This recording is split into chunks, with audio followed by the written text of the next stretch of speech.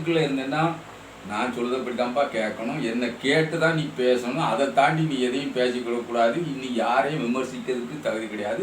அப்படி இல்லைன்னா நீ தனி கட்சி ஆரம்பிச்சுக்கப்பா, நீ வெளியே போய்க்க, நீ எங்கே வேணாலும் போய்க்க, என்ன வேணாலும் பேசிக்க, நாம் தமிழர் இல்லைக்கு நீ எந்த தொடர்பும் இல்லைன்னு நீ போயிட்டு நீ எதை வேணாலும் பேசிக்க, அது எனக்கு ஒன்றும் பிரச்சனை இல்லை.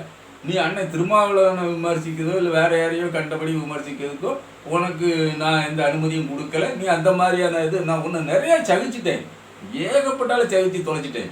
இனிமேல் இதுக்கு மேலே சகிச்சுக்கிட முடியாது, கொஞ்சம் பார்த்து செய்யுங்க அப்படின்னு நம்ம அண்ணன் சீமா கடுமையாக காட்டமாக பேசியோ ஆடியோ வெளிவந்திருக்கிறது. நாம் தமிழர் தம்பிகள் நிச்சயமாக அந்த ஆடியோவை கேட்டிருப்பீர்கள் என்று நம்புகிறேன். அப்படி கேட்காதவர்கள் நமது வீடியோவை பார்ப்பவர்கள் கேட்டுக்கொள்ளுங்கள். நான் திரும்ப திரும்ப பல முறை சொல்லியிருக்கிறேன், பல வீடியோக்களில் நான் சொல்லியிருக்கேன்னா, அதாவது சாட்டை துரைமுருகனானவன் எந்த வகையிலும் நாம் தமிழர் கட்சிக்கு கொள்கை பரப்பு செயலாளராக எனக்கு சீமான் மீது 1000 விமர்சனங்கள் உண்டு, நான் இல்லைன்னே சொல்லலை.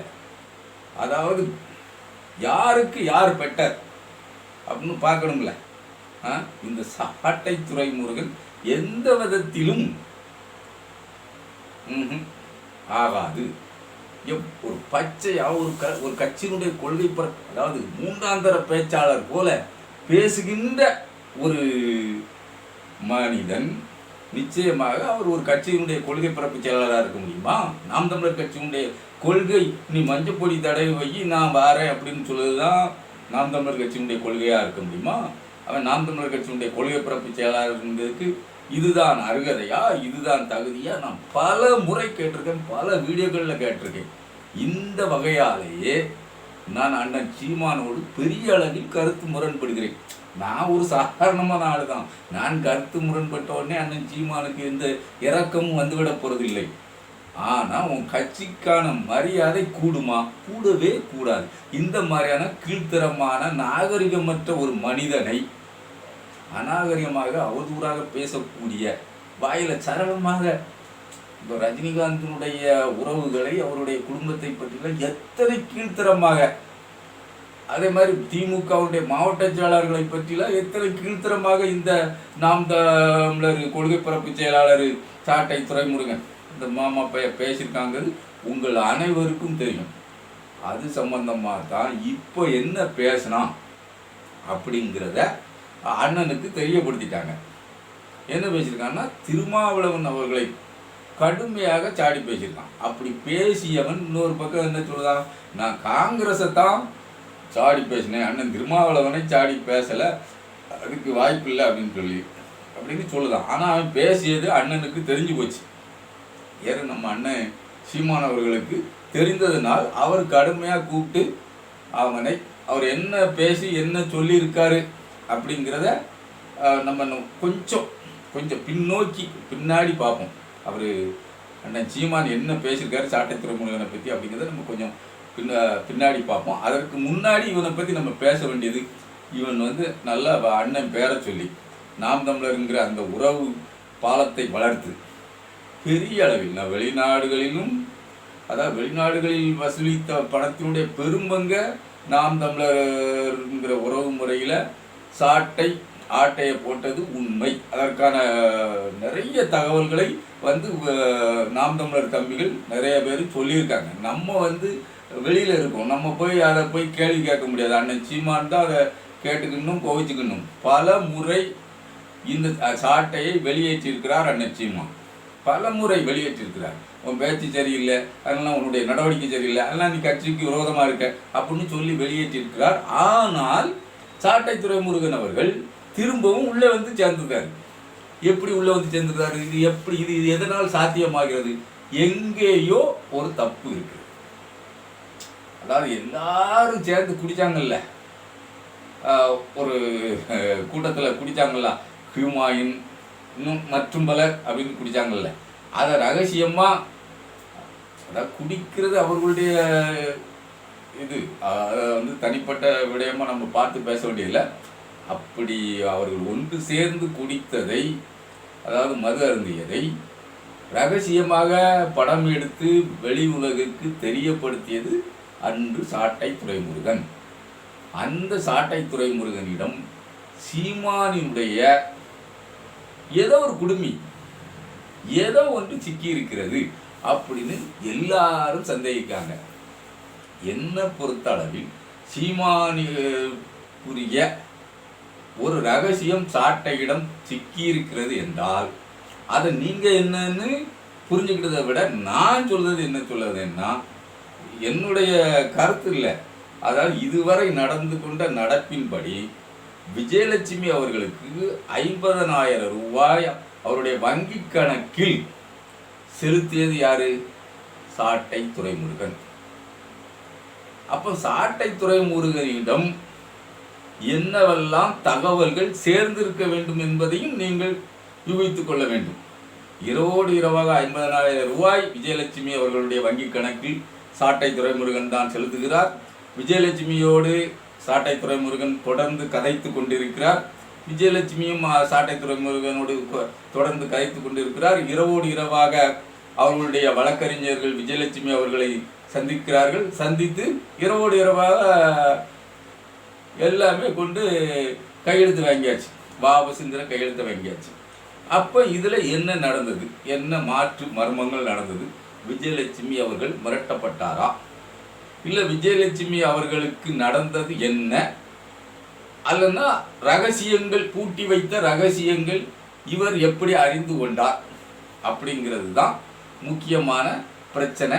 அந்த இடத்தில் மத்தியஸ்தம் செய்த சாட்டை துரைமுருகன், அந்த இடத்தில் மத்தியஸ்தம் செய்த சாட்டை துரைமுருகனிடம் மதிப்பிற்குரிய சீமானுடைய ரகசியம் ஏதோ ஒன்று சிக்கியிருக்கிறது அப்படின்னு நீங்க யோசிக்கக்கூடிய அளவில் இருக்கிறது என்றால் நிச்சயமாக சிக்கி இருக்கிறது.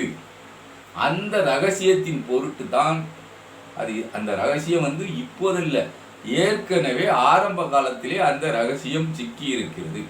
அதனுடைய பொருட்டு தான் இவர் அவரை வெளியே தள்ளுவதும் உள்ளே இழுப்பதும், வெளியே தள்ளுவதும் உள்ளே இழுப்பதும், அவர் வெளிநாட்டு உறவுகள் அனுப்பும் பணத்தில் கை வைத்தால் கேள்வி கேட்காமல், அக்கா கயல்விழி, அண்ணி கயல்விழி அவர்கள் கணக்கு கேட்டால் கூட சரி விடு விடு தள்ளு தள்ளு அப்படி என்று அந்த பிரச்சனையை தள்ளி விட்டு கொண்டு காலம் தள்ளி கொண்டிருக்கிறார் அண்ணன் சீமான் அவர்கள். அதெல்லாம் காரணம் என்னவென்றால் சீமான் அவர்களுடைய ரகசியம் ஒன்றை சாட்டை துரைமுருகன் வைத்திருக்கிறார். அந்த ரகசியம் நம்மை ஒன்றுமே செய்யாது என்று சீமான் அவர்கள் முடிவெடுத்து செயல்பட்டார்கள் என்றால் இந்த சாட்டை துரைமுருகன் இருக்க இடம் தெரியாமல் நிச்சயமாக போய்விடுவார், கானா தேசத்துக்கு போய்விடுவார்.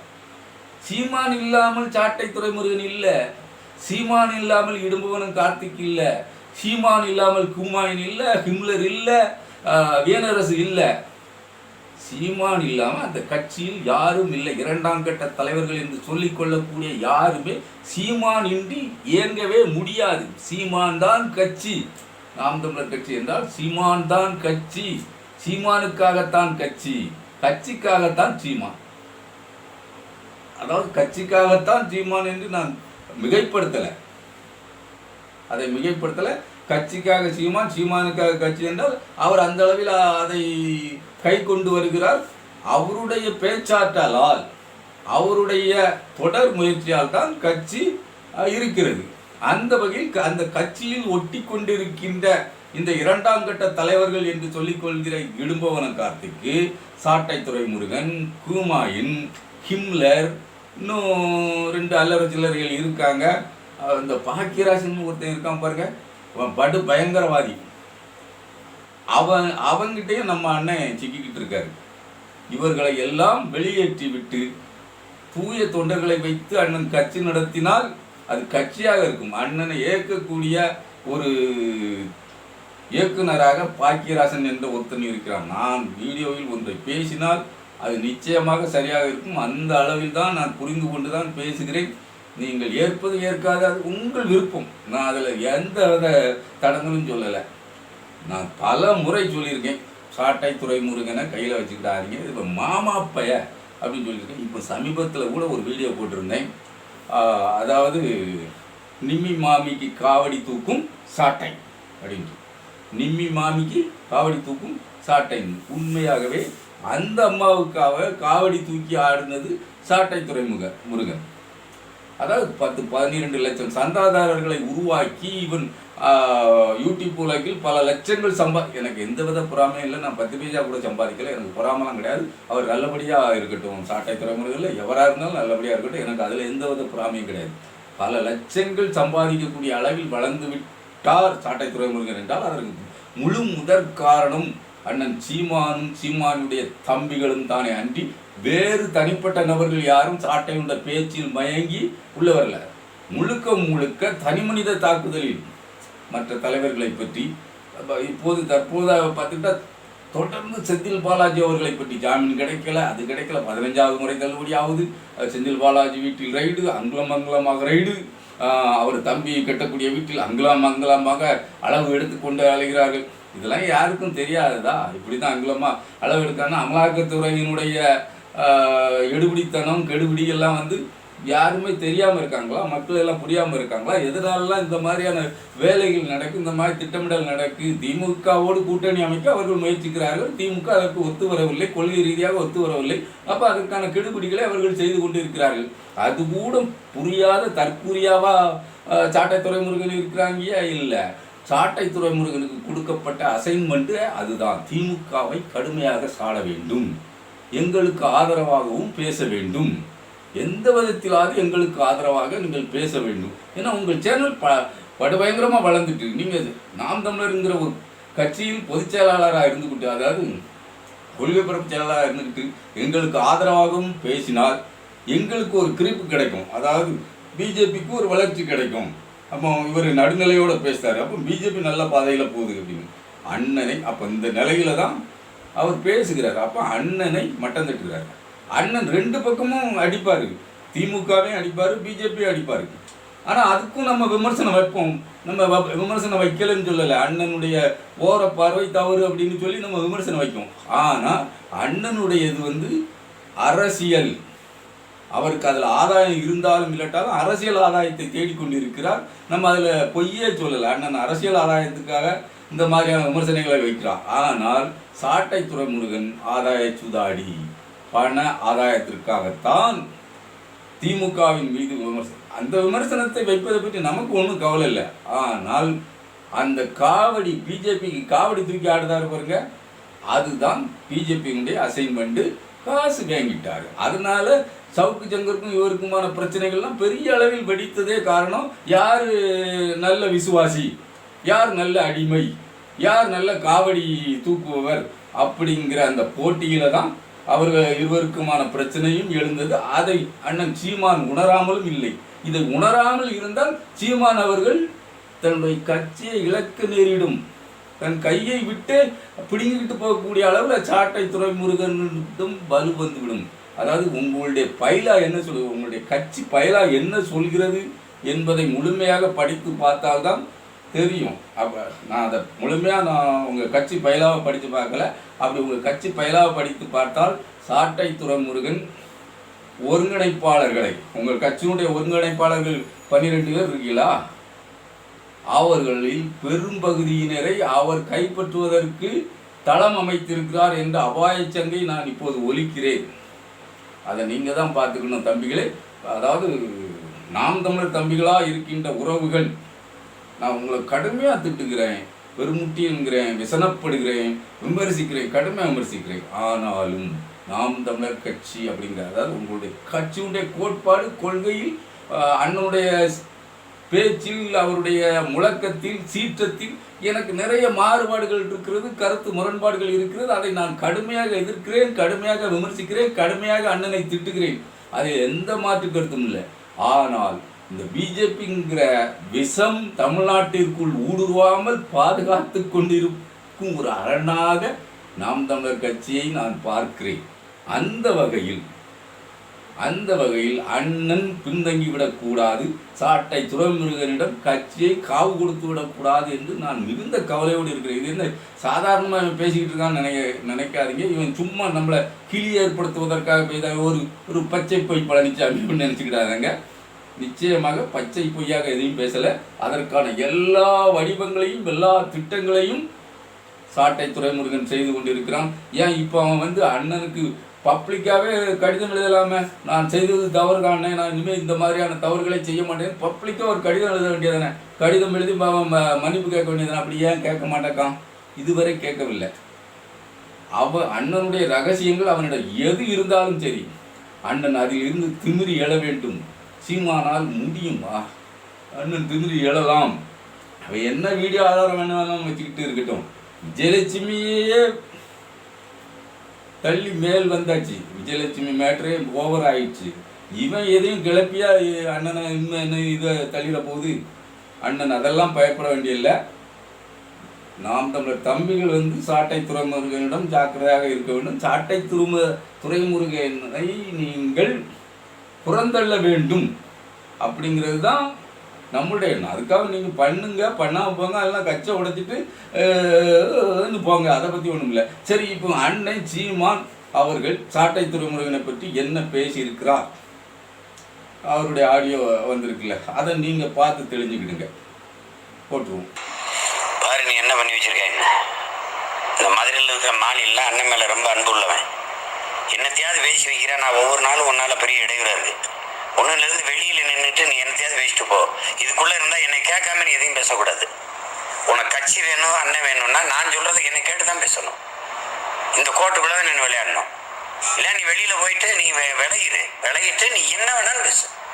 நாம் தமிழர்லேருந்து நான் விளைக்கிறேங்க, எனக்கு அதுக்கு இந்த சம்பந்தம் இல்லை, இது என்னுடைய தனிப்பட்ட கருத்து அப்படின்னு பேசினா நான் ஒன்றை பேச போகிறது இல்லையே. எதையாவது ஒன்று பேசி விடுற, எதையாவது ஒன்று செஞ்சு விடுற. அப்பெல்லாம் நம்ம கொள்கை இல்லைப்பா. திருமாவளவனை பேசுகிறதோ மற்றவங்களை விமர்சிக்கிறதோ அதெல்லாம் நம்ம கோட்பாடு இல்லை. அது சரியில்லையே. உனக்காக நான் ரொம்ப சகித்துட்டேன், ரொம்ப பொறுத்துட்டேன். அது பார்த்துக்க, நீ தான் முடிவு எடுக்கணும். இது நல்லா இல்லை, அவ்வளோதான் நான் சொல்கிறேன். நீ விலகி நின்று என்ன வேணாலும் பேசு, எனக்கு ஒன்றும் இல்லை. நீ எங்கே போவியோ அது நீ தனியாக நின்றுட்டு எங்கிட்டு நீ ஒரு வழியில் நடத்துவியோ அதெல்லாம் எனக்கு கவலை இல்லை.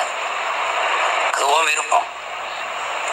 இதுக்குள்ள இருந்த நான் என்னுடைய இந்த கட்சி என்ன சொல்லுதோ அந்த விதிக்கு உட்பட்டு தான் வேலை செய்யணும். நீ உன்னை பேசி விட, அதுக்கு நான் பொறுப்பு இருக்க முடியாது தம்பி. பார்த்து பண்ணுங்க. சரி, அண்ணன் இந்த அளவில் சாட்டை துரைமுருகனை கடுமையாக எச்சரிச்சிருக்காரு. நீ என் கட்சியிலே இருக்கண்டாம்பா, நீ வெளியே போ, நீ வேற கட்சி வேணாலும் ஆரம்பிச்சிக்க. நான் முதல்ல சொன்னோம்ல, அதைத்தான் அவர் சொல்லியிருக்காரு. நீங்களாவே, அதாவது வலியை வந்து தொண்டர்களே, நீங்கள் வந்து மாவட்டந்தோறும் எல்லாருமே, எல்லா தொண்டர்களும் மாவட்டத்தோறும் அந்தந்த மாவட்ட பொறுப்பாளர்களை வைத்து, எல்லாம் தொகுதி பொறுப்பாளர்களை வைத்து தீர்மானம் போடுங்க. சாட்டை துரைமுருகனை நீக்க வேண்டும் என்று தீர்மானம் போடுங்கள். முழு மனதோடு தீர்மானம் போடுங்களா. தமிழ்நாடு முழுக்க இதெல்லாம் நான் சொல்லவே கூடாது. நான் உங்கள் கட்சியும் இல்லை, உங்கள் ஆதரவாளனும் இல்லை, உங்களை எதிர்க்கக்கூடியவன், உங்களை தொடர்ந்து விமர்சிக்கக்கூடியவன். அதுதான் என் வேலை, என் கடமை என்று இருக்கவன். நான் இதை நான் சொல்லவே கூடாது. ஆனால் சாட்டை துரைமுருகன் என்ற கரையான் நாம் தமிழர் கட்சி என்ற கட்டையை அரித்து கொண்டிருக்கிறது அப்படிங்கிற கவலையில் சொல்கிறேன். கவலை கூட எனக்கு வேண்டாம். ஆனால் நாம் தமிழர் கட்சி இருக்கணும் அப்படிங்கிற ஒரு எண்ணம் எல்லோரிடத்திலும் இருக்கிறது. அதை முதல்ல நம்புங்க. ஆமாம், நீங்கள் வளர்கிறீர்களா தேய்கிறீர்களா என்பது பிரச்சனை இல்லை. அண்ணன் கட்சி வைத்திருக்க வேண்டும். அதை இவன் கலைச்சி போட்டுட்டு போயிருவான். தம்பிகளா, நீங்கள் கொஞ்சம் விழிப்போடு இருங்க அப்படின்னு நம்ம அவ்வளோதான் கேட்டுக்க முடியும். மற்றபடி எல்லாமே தம்பிகளுடைய பொறுப்பு. மாவட்டந்தோறும் அதெல்லாம் தொகுதி தோறும் நீங்கள் அவனுக்கு எதிராக தீர்மானம் நிறைவேற்றலாம்.